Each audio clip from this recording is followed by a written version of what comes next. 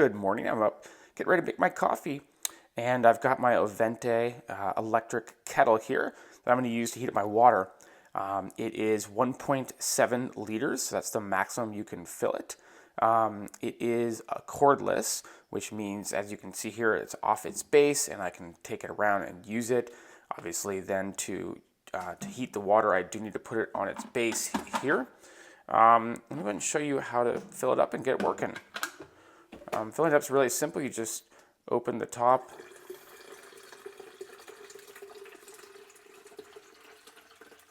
I'll fill it up all the way for you. I don't need that much water, but that way you can kind of see how it works. So to operate it, all you do is put it on the base here, and then you're just going to go ahead and flip this switch right there. And the nice thing is that it lights up bright blue so that you can see that it's still heating. It'll start to make some noise while it's heating up, but this bright blue light allows you to, kind of from a distance, just glance over and see whether it's still heating the water up or not. This will switch off when it's hot, and the blue light will go off when it's hot. So usually I hear this in the background. I hear it kind of click. But if you need to, you can always look over and see. Now, this is usually quicker than heating up water on my my stove, which I have a gas stove, not an electric stove. That's what I was going to point out. So it does a quick job of heating this water up. And that's probably my favorite part about it. I used to use a tea kettle, and I have a gas stove, so it would, heat up pretty quickly. But this is just even quicker than that, and so I've just switched to using an electric tea kettle now.